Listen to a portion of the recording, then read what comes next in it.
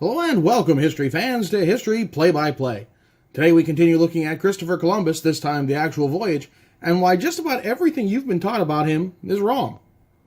In all alone. Dangle, shot. He scores! So Christopher Columbus is extremely mistaught, and there's reasons for that, and we'll get to it as we continue. But first and foremost, Christopher Columbus wasn't even his name. Christopher Columbus is the Americanization or Anglicization, English version of his name. He went by Cristoforo Colombo in his native Genoa, Italy. That's likely his actual given name, though there are questions of whether or not he was even from Genoa, Italy. We know so little about his early life. He went by Cristobal Colon when he was in Spain, where he made the voyages. So when it comes to talking from Americans, we made up a name for him to make it easier for us. And he's not the only one. John Cabot perhaps has it even worse. John Cabot, a later explorer, his real name is Giovanni Caboto. Big difference. So first and foremost, starting with the name, that's wrong. Second, we have no idea what he looked like. No paintings were made of Columbus during his lifetime, so that's why we get many, many different versions of him, because they're all just basically generic Italian guy. We don't know. Second, the other big thing that's taught, especially in elementary school, is that he discovered that the Earth is round. No, not even close. Everyone knew the Earth was round. This goes back all the way to the ancient Greeks, even before where we're talking now. But Eratosthenes of Cyrene, all the way back around 240 BCE, figured out that the circumference of the Earth, not only that it was round, but how big it was. And what happened is that he noticed one day a year that at noon, the sun was directly over his well in Cyrene, and he could see all the way to the bottom. And he was talking to a friend from Alexandria, some distance away, who said that, well, that same thing happens with the main pillar in Alexandria, but it's on a different day. And that made some real interesting discussions. And so he figured out, using basic trigonometry, that okay, when the sun is straight down the well at Cyrene, what's the angle of the shadow on the pillar at Alexandria? Do some math, and he figured out that the Earth is about 24,000 miles around. It's right around 24,900 miles around. So that's pretty darn impressive. Everyone knew the Earth was round. There are more flat earthers today than in 1492, and it hurts to say that.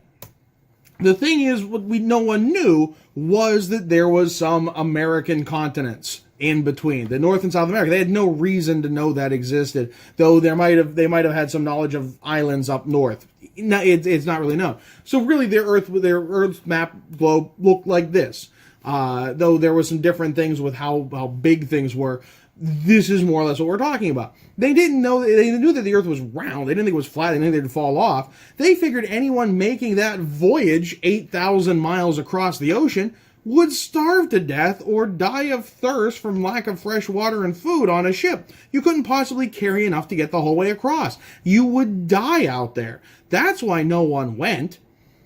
What Columbus did is he did some very fuzzy math.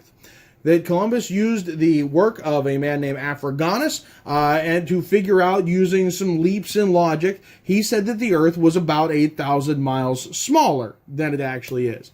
That the Earth was this. That's a much more reachable destination.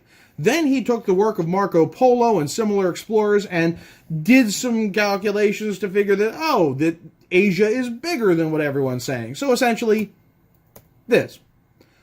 That's a very makeable voyage at that point. And that's what Columbus went to the various kings and queens of Europe, asking for a chance to go prove this for a voyage west, because he says that these things that everyone knew was wrong, these things that everyone knew were wrong, and he was right. And most of these kings and queens said, no, you're an idiot. The Greeks were right. There's no reason to doubt them. Columbus keeps going until finally he gets to King Ferdinand and Queen Isabella of Spain. And as we talked in the last video, Spain is looking for options. They need some plans for, okay, where can we go with this? How can we get things from the Indies, for things from the Silk Road and the spice trade, without having to go through all the middlemen of Europe, without having to go through the Italians. They can't go east because that's the Italians' territory. They can't go south because that's what the Portuguese have been exploring. So they're like, well, what are our options? Eventually, Columbus convinces Queen Isabella enough to give them a very small voyage, a very small expedition. And I do mean a small expedition.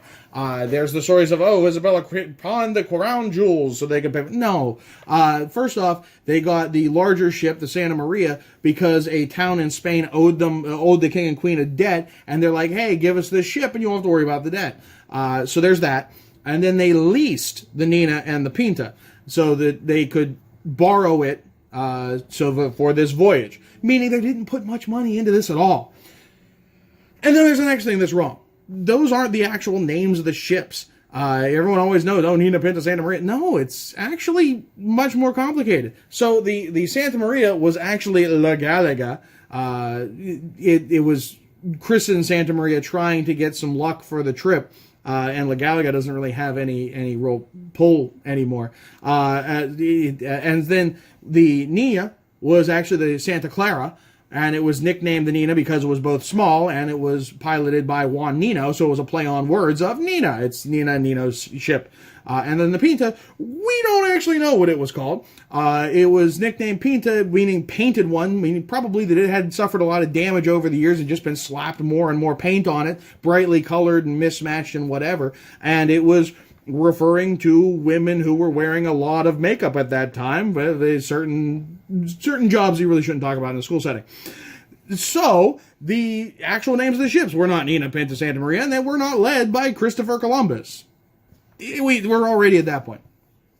Columbus set sail. They're sent out. It's close to a month for this voyage. There were talks of mutiny, nowhere near as serious what everyone says, but basically the crew is like, we're going to die if we keep going out here. You had better be right.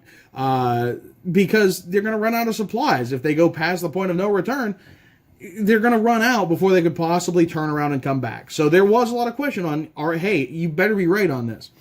They keep going. They hit land. And when you think about what they had landed in what they called Hispaniola, which is now the Dominican Republic and Haiti, when you think about the orientations, they thought they were in Japan. You make some stretches, you can kind of see, well, okay, maybe there is a little logic to why they thought that. But of course, they're in the Caribbean. But they had no reason to know that the Caribbean was there. They had no reason to know it existed. So they land. They meet wonderful Native Americans. The Taino people were described as being the nicest people ever to them. And so Columbus does the ultimately European thing and decides to enslave as many of them as possible in a hunt for gold. In the end, they would take between 10 and 25 Tainos back to Europe. We don't know how many because only 8 of them actually survived the trip. So it depends on your source. Before they even got to land, a lifelong pension was promised to whoever sighted land first. Juan Nino said that he saw land. He even set off the marker cannon to let everyone know. And Columbus goes, no, I saw it the day before. And so Columbus would claim that land. So basically, Columbus is a bad person to everyone he met. It's just especially bad to the American Indians. Well, indigenous peoples. They're not in the United States. I digress. So with all of this, they will bounce around and finally leave. And when they do that, the Santa Maria runs aground and they cannot get it released.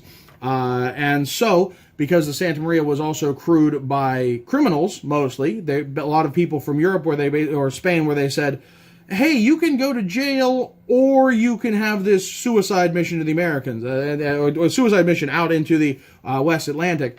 And enough people said, sure, I'll go on the ship. Those people were all said, go and make a fort. It was built on Christmas 1492, so it was called La Navidad, and they were left behind, saying, hey, we'll come back for you. They were never heard from again. We found ruins of it. Columbus found 10 or 11 of that crew, their bodies. Likely they went out and tried to enslave the local native population and got slaughtered, so Columbus in the Nina goes back to Europe. The Pinta disappears at some point, goes off joyriding, just disappears. So the Nina keeps going back and will land in Portugal. Some of you aren't thinking of your maps. Portugal, Spain. They couldn't make it to Spain. They were so hard up on this return voyage that they landed in Portugal. Yeah. So, in all this, they tell the Portuguese, oh yeah, we found new things. And they're like, yeah, sure you did, Mr. Columbus. And they give them some supply. Get out of here. As they're making the final turn into Spain, as they're going into the last river, the Pinta just shows up. Hey, Pinta, where you been? Eh? So they both go up into Spain. They're met by Queen Isabella and King Ferdinand. And immediately they're like, we have found new things. Look, these new people. Proof we've been to a new place we haven't really seen before. We think it's Asia. It's definitely Asia. Lots of gold. There's got to be lots of gold. And so they immediately send Columbus back with 1,200 people and 17 ships. So let's take a pause here because this is already getting long. That we'll look at the rest of Columbus in a second. So what we know is that he wasn't named Christopher Columbus. He didn't sail on the Nina Pinta in Santa Maria. He was not the first person or even the first European to reach the Americas. We'll talk more about that in a second. He knew that he found something new, but he didn't know how big it was. And that he started the European rush for the Americas. So we'll wrap it up here to talk more about Columbus in a third video. That's the end of the episode. What you just saw is this teacher's interpretation of events. If you use this for a class, let me know how that went in the comments. Don't forget to like and subscribe. And if you can figure out how today's jersey matches the content, let me know in the comments. That's extra credit. I'm John Baranowski, and thanks for watching.